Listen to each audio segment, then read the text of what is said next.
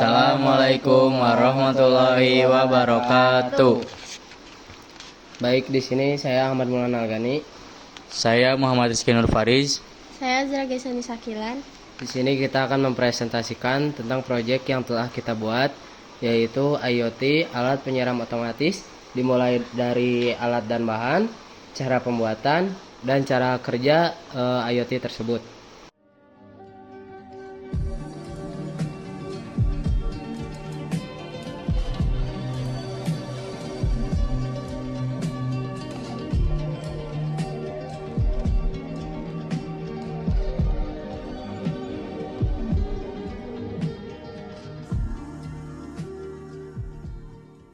Oke, di sini saya akan menyebutkan alat dan bahannya. Yang pertama ada adaptor AC to DC 5 volt 2 ampere. Terus ada jack DC, ada pompa air juga berserta selangnya, pompa airnya 5 volt. Terus di sini ada relay optocoupler, yaitu relay yang sudah ada modulnya sama 5 volt. Yang selanjutnya ada sensor water.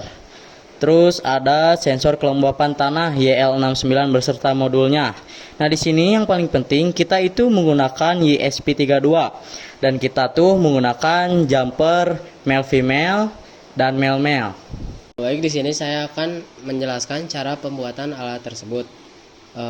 Jadi yang pertama yang harus dicek yaitu ESP32, semua GPIO-nya baik atau tidak, menyambung atau tidak.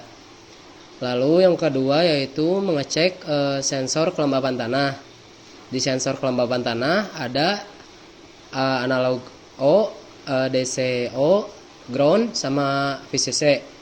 Nah, VCC disambungkan ke 3V3 di ESP32, lalu ground disambungkan ke ground ESP32, lalu kita pakai yang analog O disambungkan ke pin analog di ESP32.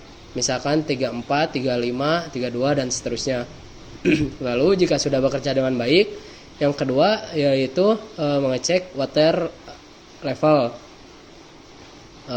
Jadi water level sensor ada 3 pin, yaitu yang pertama pin data yang berupa analog, lalu pin VCC dan pin ground. VCC dimasukkan ke 3V3 di ESP, ground dimasukkan ke ground di ESP. Lalu yang terakhir yang harus dicek yaitu adalah relay. Nah, relay di sini ada VCC, ground, dan in data.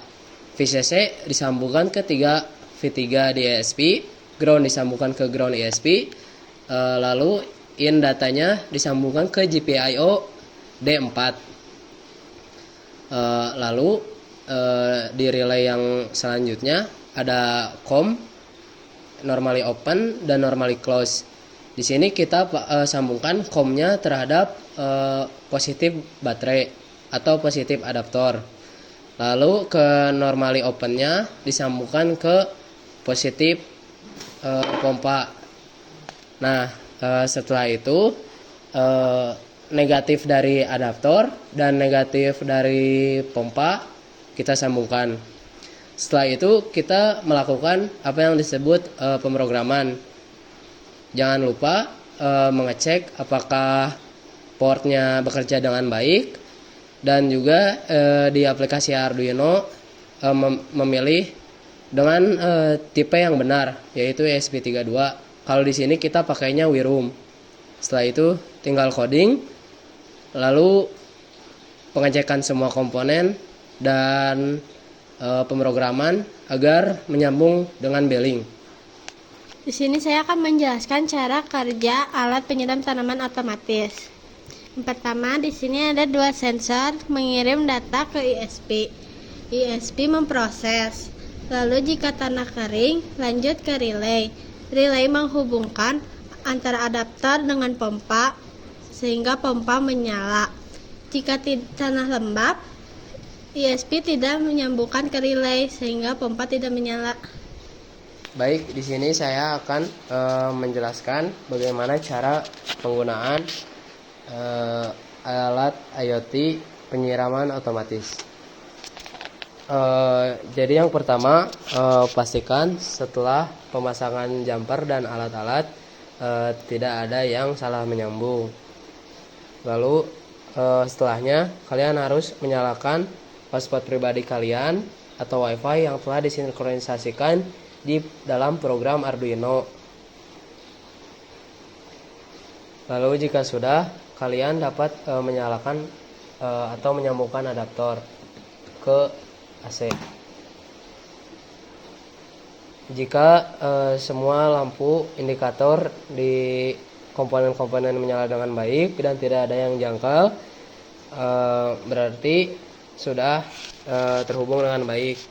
Bisa kalian lihat juga di dalam aplikasi billing jika indikator lampu sudah menyala. Di sini kita mensimulasikan sensor tanah menggunakan tisu lembab dan tisu kering dikarenakan kekurangannya tanah atau tanaman yang dapat kita pakai. Yang pertama, simpan dalam penyimpanan air water sensornya. Nah, jika tanah kering di sini, maka si pompa akan menyala dan indikator relay akan menyala. Lalu jika tanah sudah mulai basah, maka pompa akan berhenti. Nah, lalu jika tanah kering tetapi air penyimpanan sudah habis, semisal sudah tidak ada atau di bawah 10%,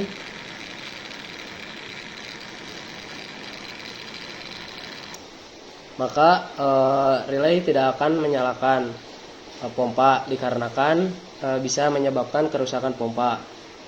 Nah, lalu dengan adanya lampu indikator, kalian dapat menyalakan manual USB tersebut.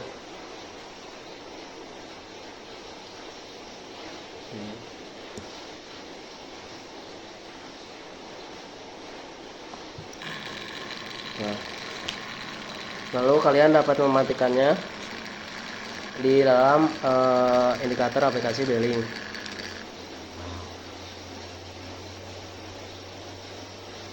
Dan pompa akan berhenti.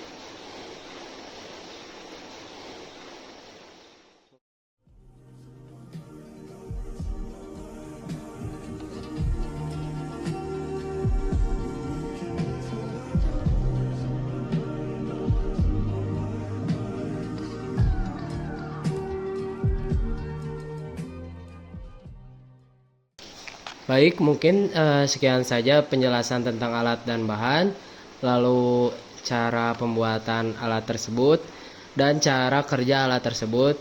Lalu yang terakhir tadi yang sudah dijelaskan yaitu cara pemakaian. Mungkin sekian saja dari kelompok kami.